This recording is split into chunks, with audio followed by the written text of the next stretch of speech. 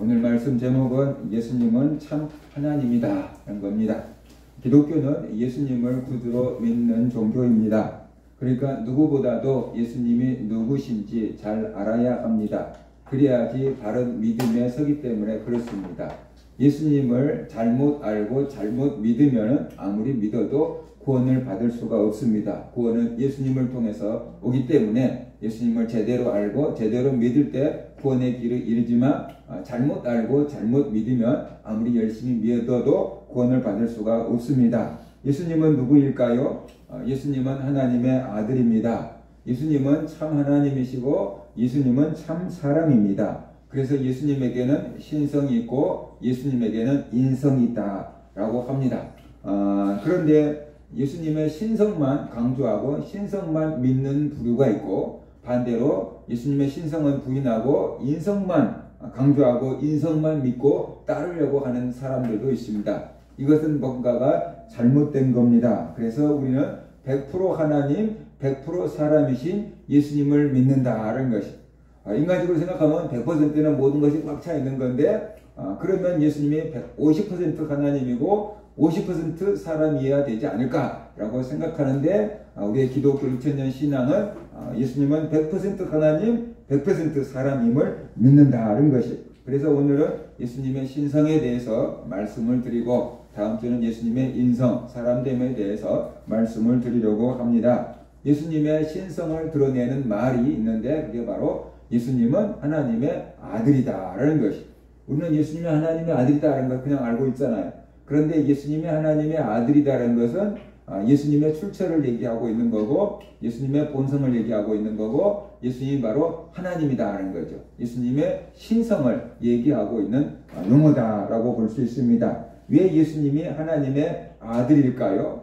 성경을 쭉 살펴보면은 천사가 예수님이 하나님의 아들이라고 했고 예수님 자신도 자기가 하나님의 아들이라고 했고 하나님이 직접 너는 내 아들이다 라고 말씀하셨고 사도들과 제자들이 그렇게 시인했고 가르쳤기 때문에 예수님이 하나님의 아들이다 라고 우리는 믿고 따르는 겁니다. 예수님이 태어나시기 전에 천사가 장차 태어날 아기는 하나님의 아들이라고 불릴 것이다 라고 말했습니다. 누가복음 1장 31절부터 33절을 보면 이렇게 기록하고 있습니다. 보라, 네가 잉태하여 아들을 낳으리니 그 이름을 예수라 하라. 그는 큰 자가 되고 지극히 높으신 이의 아들이라 일컬어질 것이요 주 하나님께서 그 조상 다윗의 왕위를 그에게 주시리니 영원히 야곱의 집을 왕으로 다스릴 것이며 그의 나라가 무궁하리라 그랬어요. 장차 태어날 아기 예수님은 지극히 높으신 이의 아들이라고 불릴 것이다 라고 말하고 있어요. 그러니까 하나님의 아들이라고 일컬어질 거다 라고 천사가 이야기를 하고 있습니다. 어느 날 갑자기 하나님의 아들이 된 게 아니고 이 오래전부터 예수님이 하나님의 아들로 계셨다는 것을 우리가 알아야 돼요. 예수님이 직접 자기는 하나님의 아들이라고 하셨어요. 요한복음 10장 35절부터 36절을 보면 성경은 폐하지 못하나니 하나님의 말씀을 받은 사람들을 신이라 하셨거든 하물며 아버지께서 거룩하게 하사 세상에 보내신 자가 나는 하나님의 아들이라 하는 것으로 너희가 어찌 신성모독이라고 하느냐. 예수님이 자기를 가리켜서 하나님의 아들이라고 하니까 이스라엘 백성들은 신성모독이다 라고 한 거예요. 우리가 볼 때 신성모독은 아무것도 아닌데 이스라엘에서 볼 때 신성모독적은 어떻게 돼요? 엄청난 죄를 사형에 처하는 죄였거든요. 그런데 예수님은 말씀하셔요. 하나님께서 나를 거룩하게 보내신 자, 내가 하나님의 아들이라고 하는데 어떻게 나를 신성모독이라고 하느냐라고 말씀하셨어요. 그러면서 굽히지 않고 자기는 하나님의 아들이다라고 주장을 하셨습니다. 예수님은 하나님의 아들이고 하나님이 직접 그렇게 말씀을 하셨어요. 예수님이 요단강에서 세례를 받을 때 하나님께서 이렇게 말씀을 하셨어요. 하늘로부터 소리가 있어 말씀하시되 이는 내 사랑하는 아들이요 내 기뻐하는 자라 하신지라 그랬어요. 하늘에서 이런 음성이 들렸다고 한다면은 하나님께서 이렇게 말씀하셨다라는 것이. 이스라엘 백성들은 하나님의 이름을 함부로 부를 수가 없었어요. 그래서 그냥 하늘 이렇게 표현을 한 거예요. 하늘은 하나님이 거하시는 처소다라고 생각을 한 거죠. 그래서 이스라엘 백성들은 하나님의 이름을 자꾸만 들먹이지 못하고 하나님의 나라라고 이렇게 했던 거다라고 우리가 볼 수가 있어요. 하늘에서 이렇게 음성이 들렸다는 것은 하나님이 직접 이는 내 사랑하는 아들이요 내 기뻐하는 자라라고 예수님을 가리켜서 말씀을 하신 겁니다. 사도들이 예수님을 하나님의 아들로 고백하고 있어요. 마태복음 16장 16절 보면 시몬 베드로가 대답하여 이르되 주는 그리스도시요 살아계신 하나님의 아들이시니이다 라고 했어요.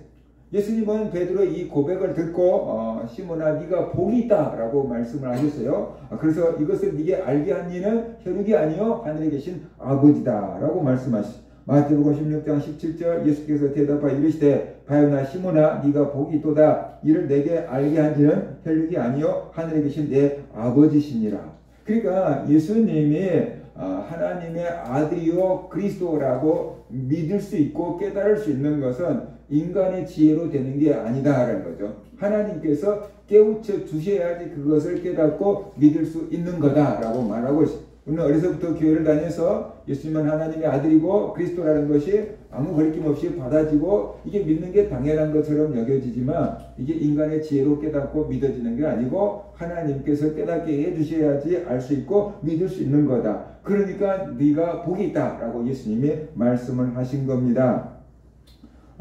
그렇다면 예수님은 언제부터 하나님의 아들이었을까요?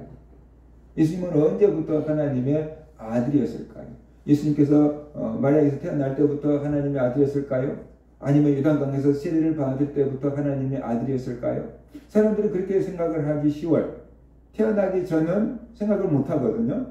그런데 성경은 예수님이 창세 전에 하나님의 아들로 계셨다라고 말하고 있어요. 창세 전이라는 것은 시간과 공간이 만들어지기 전, 어떤 물질도 만들어지기 전부터 예수님은 계셨고 그때부터 하나님의 아들로 계셨다라고 말씀을 하고 있습니다. 우리가 알고 있는 것은 태초 세상이 시작될 때부터 알고 있는 거거든요. 근데 그 세상이 시작되기 전도 있었어요. 근데 여기에는 시간도 공간도 없는 영원 세계가 있었던 거죠. 영원 세계에서 물질 세계를 만든 것입니다. 예수님은 영원 세계에서부터 하나님의 아들로 계셨다는 것이에요. 요한복음 17장 5절 보면은 예수님이 기도를 하시는데 이렇게 기도를 하셔요. 아버지여 창세 전에 내가 아버지와 함께 가졌던 영화로서 지금도 아버지와 함께 나를 영화롭게 하옵소서라고 기도를 하고 계셔요. 우리가 이 말씀을 보면 이 기도를 보면은 예수님은 창세 전부터 하나님과 함께 계셨고 하나님의 아들로 계셨다는 것을 볼 수 있어요. 창세 전에 뭐가 존재했는데 라고 생각할 수 있어요. 근데 창세 전에 영의 세계가 존재했어요. 창세 전에 이게 천사도 있었다라고 우리가 이해할 수 있어요. 그러니까 창세 전에 하나님이 계셨고 창세 전에 영의 세계에서 하나님께서 천사들을 만드셨고 그 다음에 그 영의 세계에서 물질 세계를 만든 거다. 이렇게 우리가 이해해야 되는 것입니다. 그래서 창세기에 있는 태초는 요한복음에 있는 태초보다 더 낮은 것을 지금 얘기하고 있는 거다. 똑같은 태초지만 의미가 다른 거다. 그래서 우리가 알아야 돼요. 그래서 예수님께서 창세 전부터 하나님 아버지와 같은 영화를 누리고 계셨다는 것이 예수님은 창세 전부터 계신 성자 하나님이었구나 라는 것을 우리가 알아야 돼요. 성자 하나님 얘기는 다 들었는데 다시 말하면 아들 하나님이다 라고 우리가 이해하면 되는 겁니다. 골로새 1장 15절 보면은 예수님은 모든 피조물보다 먼저 나신 이다 그랬어요. 그는 보이지 않는 하나님의 형상이요 모든 피조물보다 먼저 나신 이시니 라고 말하고 있어요. 여기서 골로새 1장 15절에서 나신 이로 번역된 헬라어 원어는 프로토토코스라는 용어예요. 이 단어의 뜻이 뭐냐 그러면은 먼저 태어난 자, 맏아들 이런 의미를 가지고 있어요. 그런데 성경에서 이 프로토토코스가 쓰일 때는 시간적으로 먼저 태어났다는 의미도 가지고 있으면서도 최고의 지위를 가진 자, 으뜸이 되는 자, 권위와 주권을 가진 자 이런 뜻을 가지고 있어요. 그 가정에서 가장 맏아들은 어떻게 돼요? 모든 권위를 다 이렇게 물려받잖아요. 그런 권위를 갖고 있습니다. 그래서 골로새 1장 15절에서 예수 그리스도께서 모든 피조물보다 시간적으로 선재했다라고 하는데 먼저 계셨다라는 뜻이고 그러면서도 예수님은 모든 만물을 창조하시고 다스리는 최고의 권위를 가진 자다라는 뜻으로 프로토토코스를 사용하고 있는 것입니다. 예수님이 창조주다라는 그런 뜻으로 얘기하고 있는 것이. 근데 일부 이단들은 이 단어 나셨다라고 나시니 그 나셨다라는 그 단어를 가지고 예수님이 피조물이다. 낳았으니까 누군가가 낳게 했으니까 피조물이다라고 주장을 하기도 해요. 그런데 그 뒤에 이어진 16절에서 만물이 그에게서 창조되되라고 말하고 있거든요. 그 모든 만물이 먼저 나신 예수님으로부터 창조되었다라고 말하니까 예수님은 피조물이 아니고 모든 만물을 만드신 창조주다라고 이야기를 하고 있는 겁니다. 그래서 이곳에서 말씀하고 있는 그 단어 모든 만물보다 먼저 나신 이라는 것을 통해서 예수님은 창조주고 모든 주권을 가지신 분이고 창세전부터 하나님과 함께 계셨던 하나님이다 라는 것을 우리가 알 수가 있는 거지요. 자, 그러면 그 다음에 예수님이 하나님의 아들이라는 것이 무슨 뜻이냐. 우리는 예수님은 하나님의 아들로 그냥 알고 믿고 있는데 예수님이 하나님의 아들이라는 것이 무슨 뜻을 담고 하나님의 아들이라고 우리가 부르는가 그거예요. 예수님은 하나님이다라는 것.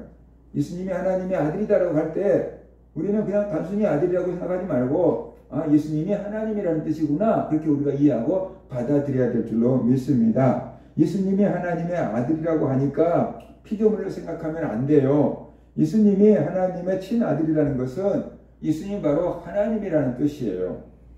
제가 이것을 쉽게 설명을 하려고 하면 이렇게 설명할 수 있을 것 같아요. 호랑이는 무엇을 낳아요? 호랑이는 호랑이를 낳아요. 토끼는 뭘 낳아요? 토끼를 낳아요. 사람이 낳으면 뭐가 되는 거예요? 사람이 되는 거예요. 그러면 하나님이 낳으면 하나님이 되는 거예요. 모든 것은 자기와 똑같은 종류를 낳는 거예요. 호랑이가 토끼를 낳을 수가 없고 토끼가 호랑이를 낳을 수가 없어요. 호랑이가 새끼를 낳으면 그 새끼도 호랑이고 토끼가 새끼를 낳으면 그 새끼도 토끼고 사람이 아기를 낳으면 그 아기는 사람이라고 해요. 하나님이 낳았으면은 하나님이에요. 그러니까 예수님이 하나님의 아들이라는 것은 예수님이 하나님이다. 그 얘기를 지금 하고 있는 거예요. 그러니까 하나님의 아들이신 예수님이 곧 하나님이다. 라는 것을 우리가 알아야 돼. 예수님은 피조물이 아니고 아들 하나님이다. 라는 거죠. 아버지 하나님이 있고 아들 하나님이 있는 거죠. 그래서 그 하나님이다. 라는 것을 우리가 알아야 돼. 이것은 예수님이 신이다. 하나님이다. 예수님의 신성을 얘기를 하고 있는 겁니다. 어느 날 신성이 주어진 게 아니고 그냥 본래부터 예수님은 하나님이었던 거죠. 본래부터 예수님은 신성을 가지신 분이다 하는 것입니다. 성경은 예수님을 하나님으로 고백을 하고 있어요. 예수님을 하나님으로 고백하고 있는 성경 구절들을 보면 이런 거예요. 요한복음 20장 28절 도마가 대답하여 이르되 나의 주님이시요 나의 하나님이시니다 라고 고백을 하고 있어요. 도마는 예수님의 제자예요. 그런데 예수님의 부활 소식을 듣고도 믿을 수가 없었어요. 그래서 이렇게 말합니다. 도마가 다른 제자들에게 말하되 뭐라고 얘기하냐면 내가 그의 손에 못자국을 보며 그 손가락을 그 못자국에 넣으며 내 손을 그 옆구리에 넣어보지 않고는 믿지 아니하겠노라. 다른 제자들이 부활하신 예수님을 만났다고 하니까 도마는 믿을 수가 없다고 한 거예요. 그러면서 내가 예수님의 손에 난 못자국을 보고 그 못자국에 내 손을 넣어보고 옆구리에 내 손을 넣어서 만져보기 전에는 믿지 않겠다라고 얘기한 거예요. 그 소리가 뭐냐 그러면 부활은 있을 수 없는 일이라는 거예요. 예수님이 십자가에 못 박혀 죽으신 것을 장사 지낸 것을 자기가 뻔히 다 알고 있는데 어떻게 살아나느냐. 죽었으면 살아나지 못한다. 너희들이 예수님을 만났다고 하는데 그 예수님은 뭐라 그래야 되나 영적인 존재였다라고 얘기를 한 거죠. 환상이었다거나. 그러니까 그 영은 살과 뼈가 없다 그랬잖아요. 그러니까 자기가 예수님의 손에 난 못자국과 옆구리에 난 못자국을 만져보면 만약에 다른 제자들이 본 예수님이 환상이었다고 한다면 만져질까요? 안 만져질까요? 안 만져지겠죠. 그러니까 너희들 만져봤어? 그거예요. 환상을 본 거 아니야? 그거예요. 너희들 예수님 환상을 보고 예수님 부활하셨다고 한 것 같은데 만져봤어? 그거예요. 안 만져본 거거든요. 그러니까 영인지 어떻게 알아? 진짜 그 몸이 부활한 건지 어떻게 알아? 그거예요. 그래서 나는 만져볼 거야. 못자고 해도 손 넣어볼 거야.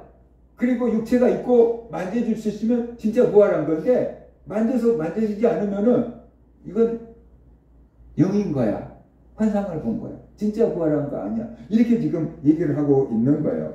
분명히 도마는 예수님이 죽으신 것을 보고 장사 지낸 것을 보았기 때문에 그렇게 죽어가지고는 살아날 수가 없다라고 생각한 거예요. 그런데 도마가 그렇게 말한 지 6일 뒤에 예수님께서 도마에게 나타나셨어요. 그러면서 도마에게 말씀하시잖아요. 네 손을 내밀어서 내 손을 만져보고 장자국에 손을 넣어서 나를 만져보라 라고 말하잖아요. 그러니까 도마가 분명히 예수님의 말씀을 따라서 예수님의 손에 난 못자국도 만져보고 예수님의 옆구리에 창자국에도 손을 한번 쏙 넣어봤을 거예요. 그런데 뭔가 예수님의 살이 육체가 만져졌을까요? 안 만져졌을까요? 만져졌죠. 환상이 아니잖아요. 실제로 예수님이 부활하신 거잖아요. 그러니까 만져진 거예요. 그러니까 도마가 어떻게 해요? 진짜 살아나신 게 맞네. 진짜 육체적으로 부활하신 게 맞네. 이 생각을 한 거예요. 다른 제자들이 한 말이 진짜네. 그러면 그렇게 비참하게 죽으셨는데 그 죽음을 이고 다시 살아나셨다면 이 예수님은 누구일까? 이 예수님은 하나님이 아니고는 불가능한 일을 하셨다고 생각한 거예요. 그래서 나의 주님이시여 나의 하나님이다 라고 고백을 하게 된 거예요.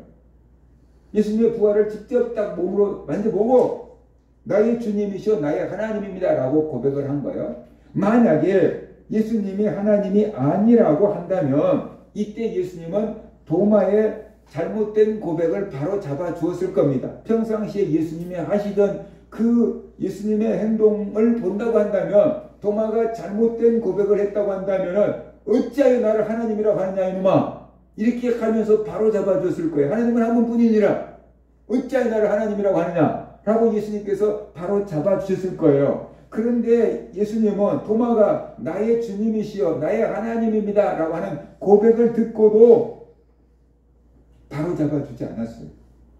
그 도마의 고백이 제대로 된 고백이고 바른 고백이다 라는 뜻으로 주님은 받아들입니다. 인정합니다. 그러면서 이렇게 말씀하셨어요. 이르시되 너는 나를 본고로 믿느냐 보지 않고 믿는 자는 복되도다 그렇게 말씀하셨어요. 이 소리가 뭐냐 그러면은 너는 내 몸을 만져보고 나서야 믿느냐 그 말인 거죠. 내가 부활했다는 것을 내 몸을 만져보고 나서야 믿느냐 만져보지 않고 보지 않고 믿는 그 사람은 복되다 라고 주님께서 말씀을 하신 거예요. 이런 말씀의 내용 앞뒤 구절을 살펴볼 때 예수님은 자기가 하나님으로 고백받는 것을 받아들인 것이 나의 주님이요 나의 하나님이라는 그 도마의 고백을 맞아 내가 너의 주님이고 내가 너의 하나님이야 그렇게 지금 인정하고 계시고 다른 사람들도 너처럼 나를 꼭 만져보지 않고도 나의 주님이요 나의 하나님이라고 나를 믿고 고백하는 사람은 복 있는 사람이야. 너보다 더 복 있는 사람이야. 그렇게 주님께서 지금 말씀하고 계신 거예요. 예수님이 이 땅에 존재하는 이단들처럼 교만해지고 싶어서 교만해서 하나님이 되고 싶어서 그런 게 아니에요. 예수님은 원래부터 하나님이셨어요. 그러니까 네가 진짜 내가 누구인지 제대로 알고 믿는구나. 그 얘기를 하고 있는 거야. 다른 모든 사람들도 내가 진짜 누구인지 알고 믿었으면 좋겠다. 예수님이 진짜 하나님인 줄 알고 믿으면은 헛된 우상에게 빠지지 않잖아요. 그런데 예수님을 하나님으로 알지 못하고 믿기 때문에 다른 우상에 빠지는 거거든요.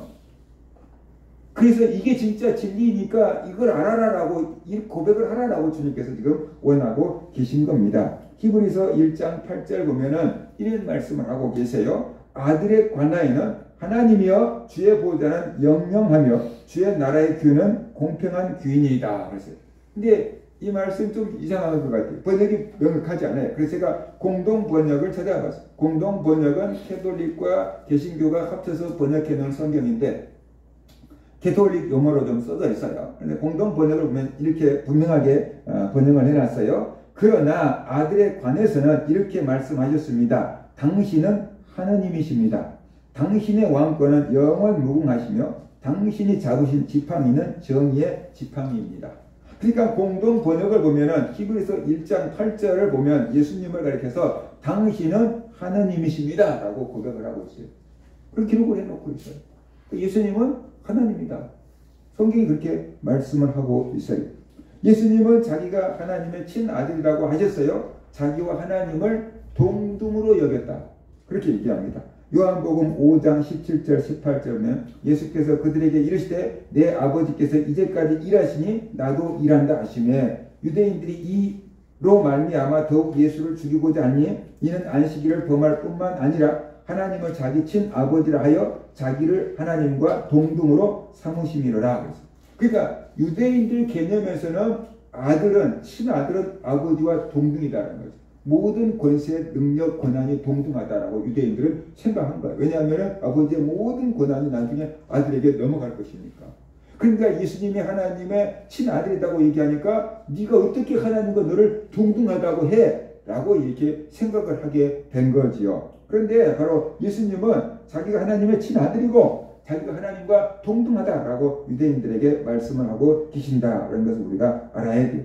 예수님은 창세 전부터 하나님과 함께 계신 하나님이었고 예수님은 하나님과 함께 세상을 만드신 창조주고 예수님은 하나님과 함께 창세 전부터 영화를 누리고 계셨던 아들 하나님이다 하는 것을 우리가 알아야 됩니다. 그 다음에 예수님이 하나님의 아들이라는 것은 예수님은 창조주다. 예수님은 하나님이기 때문에 창조주가 되어야 되는 거예요.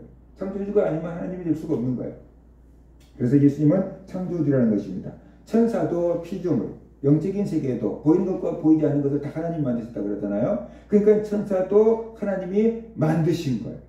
천사도 하나님 만드신, 천사도 피조물이에요. 우리 눈으로 볼 수 있는 것은 다 피조물이에요. 이 여기에서 우리가 볼 수 있는 것 다 피조물이에요. 이거 사람이 만든 거예요. 강대상도 마이크도 물컵도 다 사람이 만든 거예요. 누군가가 만든 분이 있는 거예요. 그죠? 그래서 우리가 눈으로 볼 수 있고 만질 수 있는 것은 전부 다 피조물이에요. 그런데 예수님은 피조물이 아니고 창조주다라는 것이.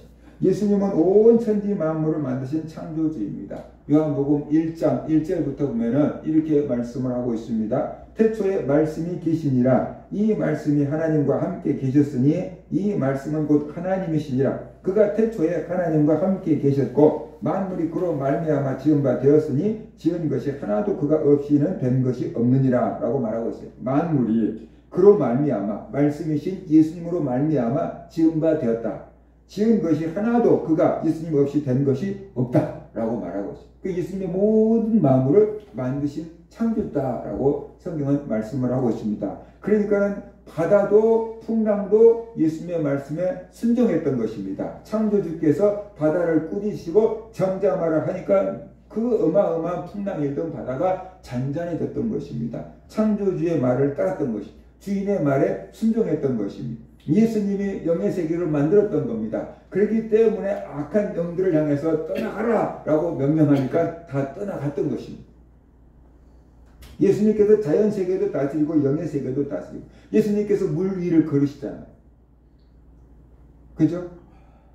그러니까 자연 세계를 만들었기 때문에 예수님께서 그렇게 하고 예수님께서 하늘로 올라가시잖아요. 우주를 만드셨으니까 하늘도 그냥 올라가시잖아요. 그러니까 모든 세계를 예수님이 다 통치하고 다스린다. 그 이유는 그런 힘과 권세가 어디서 나왔느냐? 예수님께서 이 모든 만물을 만드셨기 때문이다. 그렇기 때문에 모든 만물이 다 예수님의 통치 아래 있고 순종하게 된 거다라는 것이죠. 그 풍랑 있는 바다를 꾸짖고 잔잔하게 하니까 제자들이 저가 누구시기에 풍랑도 바람도 순종하는가 그러잖아요. 근데 그 대답은 우리가 알아서 대답을 찾으라는 거예요. 저가 누구시냐고 말이에요. 하나님이다. 창조주다. 그 답은 너희들이 뻔히 알 거 아니냐. 독자들이 당연히 알 수 있다라고 성경은 답을 대답해주고 있지 않다라는 것이. 그래서 예수님은 창조주다라는 것을 우리가 알아야 돼요. 예수님은 하나님의 아들이라고 믿기는 하는데 하나님은 아니고 천사장이다라고 믿고 있는 단체가 있잖아요. 우리가 알고 있는 여호와의 증인. 여호와의 증인은 예수님을 하나님의 아들로 믿어요. 예수님 하나님 아들이지 그래요. 그럼 예수님 누구냐? 천사장이다 그래요. 하나님이 아니고 천사장이다 그래요. 왜 천사장이냐? 하나님은 한 분밖에 안 계시잖아. 근데 어떻게 예수님이 하나님 될 수 있어? 그러니까 천사장이지. 그래서 여호와의 증인은 우리하고 신앙이 다른 거예요. 예수님을 천사장이라고 하면은 예수님은 창조주가 아니에요. 창조주가 될 수가 없고 하나님이 될 수가 없고 피조물인 거예요. 그래서 기독교에서는 예수님을 천사장이라고 하는 여호와의 증인을 이단이다 라고 이렇게 얘기를 하게 된 거죠. 그게 어떻게 다른 거예요?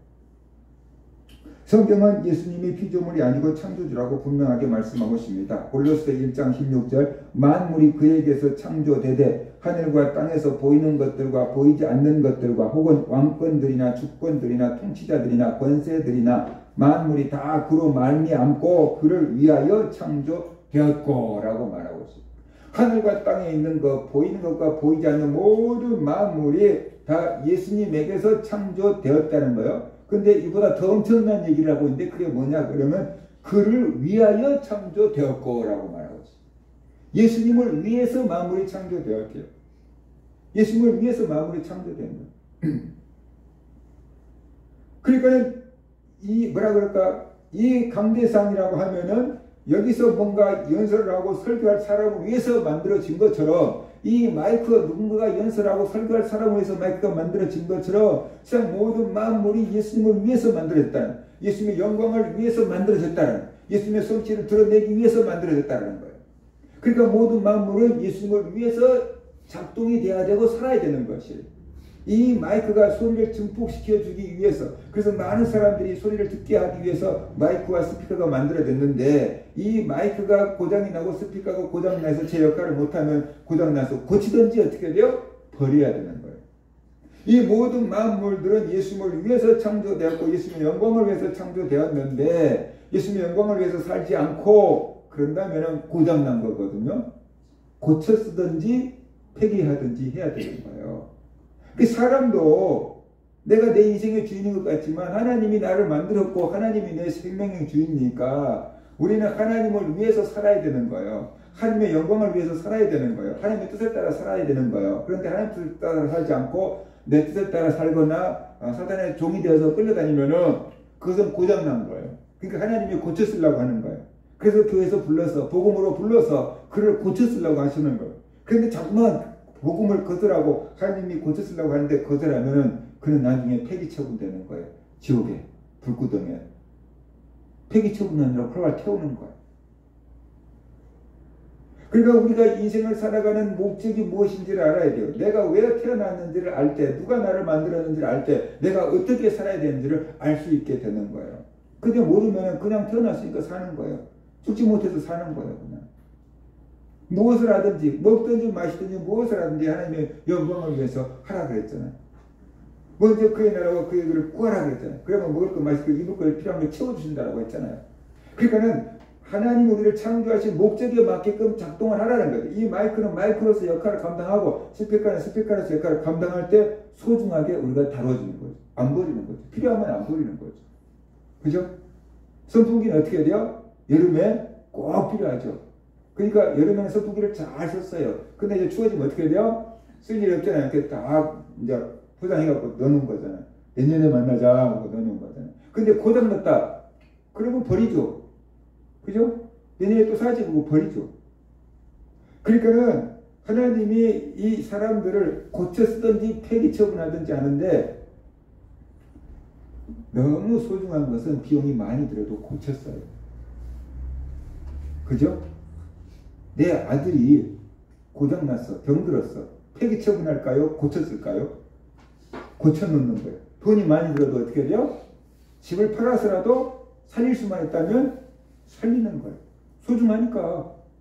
그런데 우리 집 냉장고가 고장났어요. 기사를 불렀어요. 아 이거 고치려고 그러면 비용이 너무 많이 들어요. 부품 없어요. 새로 사세요. 그래요. 그러면 그거 새로 산 것보다 비싼 돈을 들여서 고치려고 할까요? 내버리고 새 걸 살까요? 새 걸 사겠죠. 그죠? 여러분 핸드폰 오래됐는데 계속 고쳐서 씁니까? 새로 삽니까? 고쳐서 쓰는 비용이 우리 예전에 저희 엄마가 핸드폰을 떨어뜨려가지고 제 차에서 내리면서 제 차가 지나간 거예요. 그래서 핸드폰이 박살났어요. 그래서 이제 보험을 들어놨으니까 보상해주라. 그러니까 그냥 보상 안 해준다는 거예요. 서비스센터에 가가지고 이게 얼마나 깨졌는지 수리비용이 얼마나 든지 그리고 고쳐준다는 거예요. 그 수리센터에 가져갔어요. 수리센터에 가져가니까 뭐라고 했냐면은 이게 다 망가져갖고요. 새로 사세요. 그러는 거예요. 근데 보험회사는 새로 사면 안 주고 고쳤어야 된다는데요. 고칠 수가 없어요. 그랬더니 그 선생님 얘기가 뭐라고 했냐면은 못 고치는 건 없어요. 모든 부품이 있기 때문에 고칠 수는 있어요. 그런데 새로 산 것보다 비싸게 들어요. 그렇게 얘기하더라고요. 다 고칠 수 있어요. 그런데 새로 산 것보다 비싸게 들어요. 그러면 수리비용이 이렇게 든다고 써주세요. 수리비용이 사는 것보다 비싸게 든다고 써줬어요. 그랬더니 보험회사에서 새로 사갖고 보내주더라고. 똑같은 기종을 새로 사갖고 보내주더라고요. 그러니까 우리가 소중한 것은 아무리 비싼 돈이 들더라도 고쳐서 쓰는 거예요. 근데 소중하지 않는 것은 수리비용보다 새로 산 게 싸네? 그럼 새로 살 수 있는 거죠. 하나님이 사람을 너무 사랑하셔요. 그래서 그냥 폐기 처분하지 않고 고쳐 쓰려고 그래요. 고장난 사람들을 고치려고 자꾸만 복음으로 부른 거예요. 예수를 믿고 구원을 받으라고, 예수를 믿고 죄를 용서받으라고 자꾸만 부른 거예요.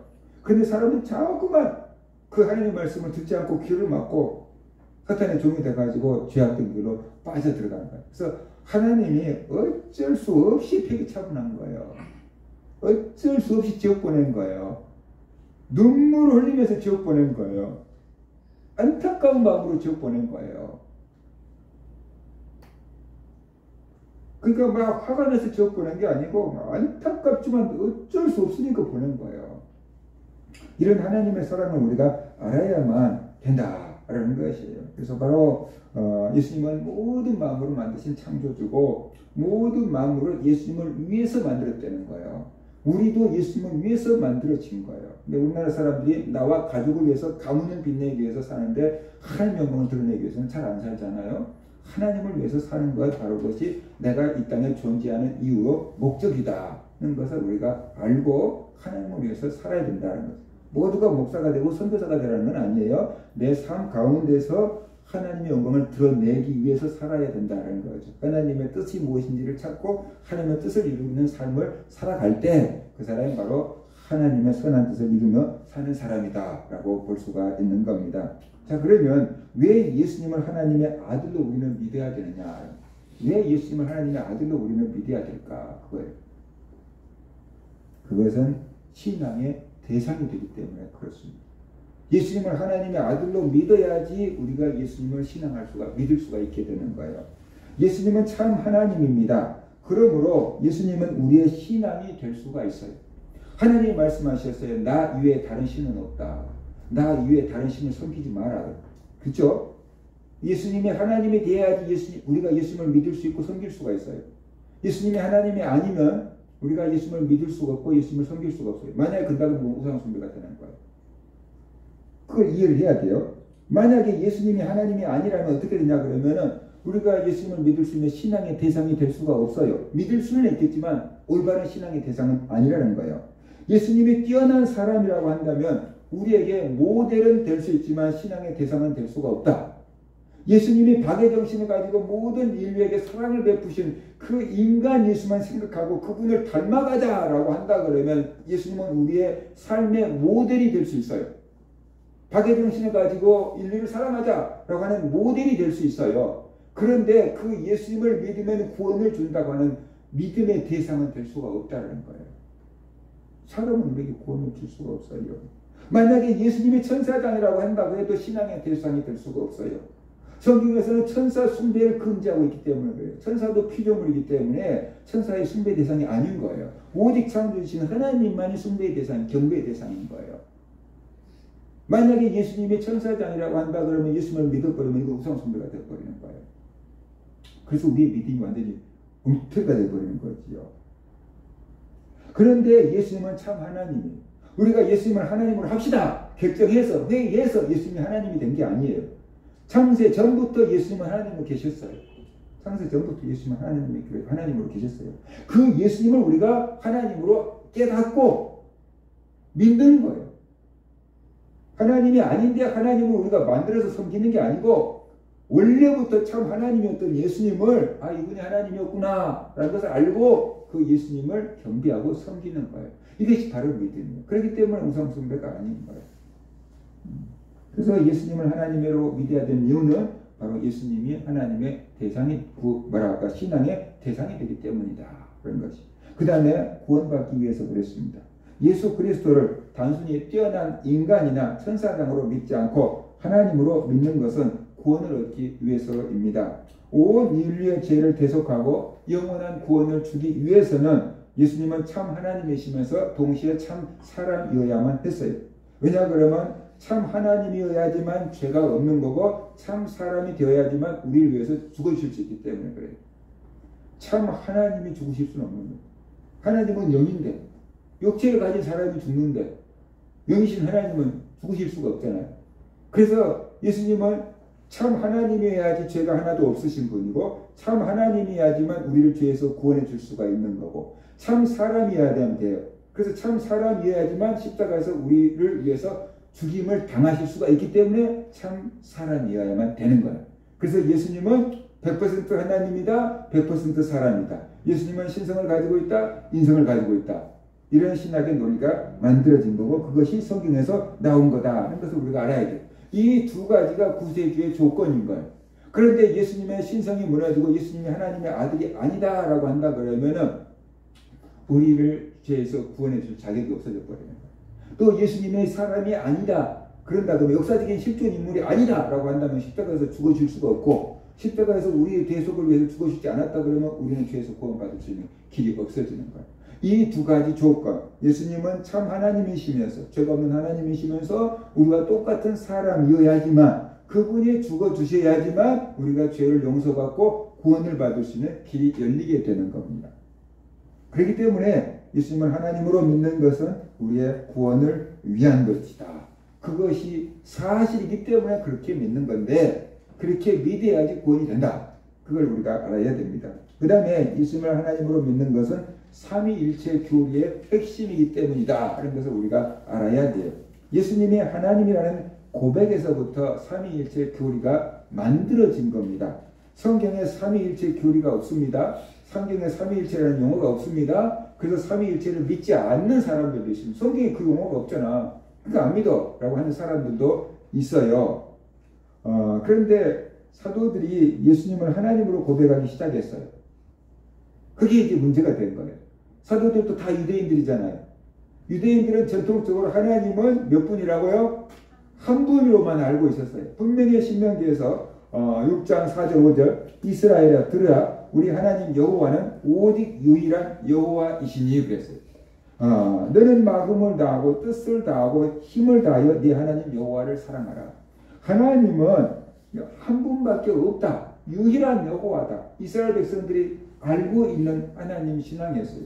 그런데 유대인인 제자들이 예수님을 하나님으로 고백했단 말입니다. 그러니까 이 사람들 생각에서 이렇게 생각해요. 하나님은 한 분인데 예수님도 하나님이라고 한다면 그러면 하나님이 두 분이냐? 그러면 유일신앙이 깨지는데? 유일신앙이 깨지는데? 그런 생각이 된 거예요. 그러니까 이게 뭐야? 갑자기 이제 혼동이 온 거죠. 하나님은 한 분이야. 그런데 예수님도 하나님이야. 그럼 여호와 하나님도 하나님이고 예수님도 하나님이고 그럼 하나님은 두 분인가? 그렇다고 예수님이 하나님이라는 것을 포기할 수도 없고 그죠? 그래서 도대체 이게 어떻게 된 것인가를 막 성경을 연구를 하고 인간의 지혜를 동원하다가 보니까 그 인간의 지혜로서 설명할 수 있는 길이 예수님도 하나님이다. 하나님도 하나님이다. 예수님 보낸 성령님도 하나님이다. 이렇게 된 거예요. 그래서 성부와 성자와 성령이 삼위로 계시는데 이분이 하나님이다 라는 용어를 만들게 된 겁니다. 그래서 삼위일체라고 부르게 된 것이에요. 삼위일체라고 부르게 된 것이에요. 그래서 삼위일체라는 내용은 뭐냐 그러면은 뭐라고 해야 될까요? 성부 하나님이 있고 성자 예수님이 계시고 성령님이 계시는데 이 세 분이 한 하나님이다. 세 하나님이 아니고 한 하나님이다 라는 용어를 만들게 된 거예요. 그런데 자꾸만 이해가 안 돼. 인간의 논리로는 세 개인데 어떻게 하나냐. 세 개면 세 개지. 우리가 그 물리적인 숫자적인 계산을 하면 도대체 이게 만나지지가 않거든요. 그래서 삼위일체 용어를 만들어 놓고 설명을 한 거예요. 성부와 성자와 성령은 구분은 되지만 나눠지지는 않는다. 성부의 역할이 있고 성자의 역할이 있고 성령의 역할이 다르게 구분이 돼요. 구분되는 거예요. 성부 하나님은 인류 구원을 계획하셨고 성자 예수님은 인류 구원을 실행하셨고 성령 하나님은 그 구원을 우리에게 적용시키시는 일을 하는 거죠. 이게 구분은 돼요. 그치만 뭐 칼로 두고 다루듯이 분리될 수는 없다. 나눠질 수는 없다. 하나님이니까. 그래서 인간의 용어로 한다면 연합 뭐 이런 식으로 할게요. 성부와 성자와 성령 하나님께서 하나로 완전히 연합이 되어 있다. 한 마음과 한 뜻을 가지고 하나님의 일을 이루신다. 이렇게 우리가 이해를 할 수밖에 없는 것이에요. 그런데 처음에는 그러면은 성부고 성자면 성부가 성자보다 세지 않을까? 이런 생각을 한 거죠. 성자 예수님이 하나님께 순종하니까 성부가 더 세지 않을까? 뭐 이런 생각을 한 거예요. 근데 예수님이 힘이 약해서 센 게 아니고 아버지를 존경한 마음으로 순종한 거죠. 그래서 교회에서는 성부와 성자는 동일 본체다. 유사 본질이냐 동일 본체냐 비슷하냐 완전히 똑같냐 이걸 갖고 엄청난 종교회의를 하고 논쟁을 펼치고 싸움이 일어났어요. 그래서 결론은 유사 본질 비슷하다는 데는 이단이 되었고 동일 본체다라는 동일 본질이다라고 하는 데가 이제 정통이 되어서 오늘까지 우리에게 이어지고 있는 거다 하는 것을 우리가 알아야 돼요. 그래서 우리는 이것을 삼위일체라고 불러요. 그렇기 때문에 예수님을 성자 하나님이다. 예수님이 계시기 때문에 하나님이 성부가 된 거예요. 결혼을 했는데도 아이가 하나도 없으면 아버지는 안 되는 거예요. 내 자식들이 있는데 자식들이 결혼을 하지 않았고 손자가 안 되면 할아버지가 안 돼요. 근데 손자가 있어야 할아버지가 되는 거예요. 손자가 없으면 할아버지가 안 되는, 할머니가 안 되는 거예요. 그처럼 아들이 있기 때문에 아버지 하나님이 있는 거고 아버지 하나님이 계시기 때문에 아들 하나님이 있는 거예요. 그죠? 그래서 예수님이 하나님인가 하는 논쟁이 좀 많이 됐어요. 그런데 그 예수님이 하나님이다라는 것을 받아들이면서 성령님도 하나님이다라는 것을 그만큼 많은 논쟁이 없이 그냥 쉽게 받아들여졌어요. 그래서 성부와 성자와 성령은 삼위일체 하나님이다라고 이렇게 믿게 된 겁니다. 천주교도 개신교도 다 삼위일체 교리를 믿게 된 거죠. 근데 이 삼위일체 논쟁의 시작이 바로 예수님이 하나님인가? 예수님이 하나님이라면 하나님은 한 분이라고 이게 어떻게 된 건가? 그런 이제 의문에서부터 시작되게 된 것이니까 예수님이 하나님이다라는 것을 믿지 않으면 삼위일체는 무너지는 거고 예수님이 하나님이다라는 것을 이제 믿어지면 삼위일체 교리가 우리에게 이제 적용이 되게 된 거다. 이런 것을 우리가 알아야 됩니다. 그 다음에 마지막 네 번째 흔들림 없는 믿음을 위해서 예수님이 하나님으로 믿어야 된다는 것이. 우리가 흔들림 없는 믿음을 갖기 위해서 예수님을 하나님으로 믿어야 되는 것입니다. 참 하나님이신 예수님이 우리를 구원해 주셨어요. 그렇기 때문에 그 구원은 완벽한 구원이다라는 것이. 하나님이 세상을 만드시고 보시기에 좋았더라고 했잖아요.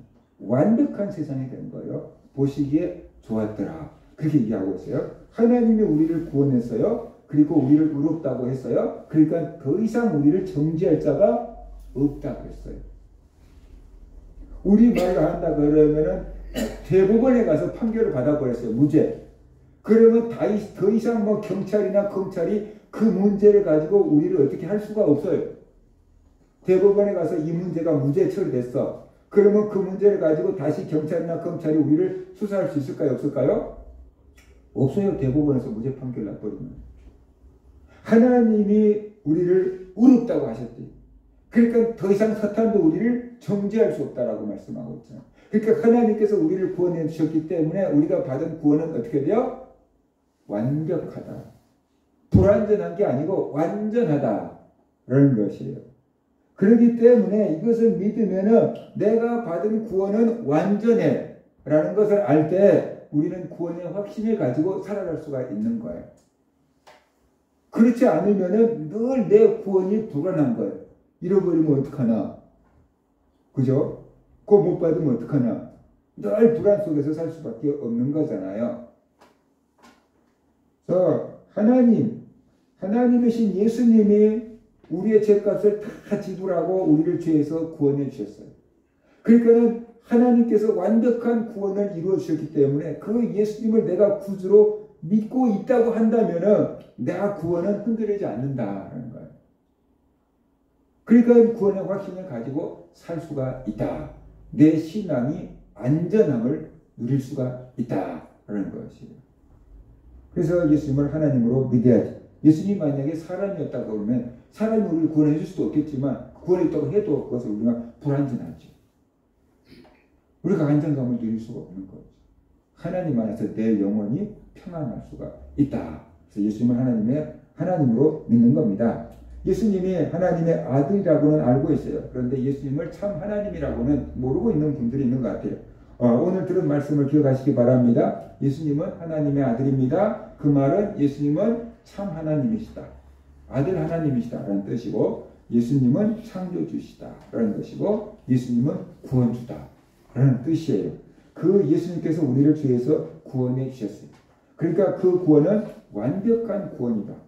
구원을 이루는데 뭔가가 2% 부족한 것처럼 얘기한 사람들은 잘못된 사람들이다 라는 것을 우리가 알아야 돼요. 예수님은 다 이루셨다고 했어요. 십자가에서 돌아가시면서 다 이루었다. 하나님께서 자기를 보내서 뜻을 다 이루었다. 인류 구원에 대한 사명을 다 이루셨다. 다 이루신 거예요. 예수님이 다 이루었어요. 그런데 그것을 부족한 것처럼 얘기하면은 그건 잘못된 거예요. 하나님이라고 보지 않기 때문에 부족한 거라고 생각하는 거예요. 예수님은 완벽한 구원을 이루셨어요.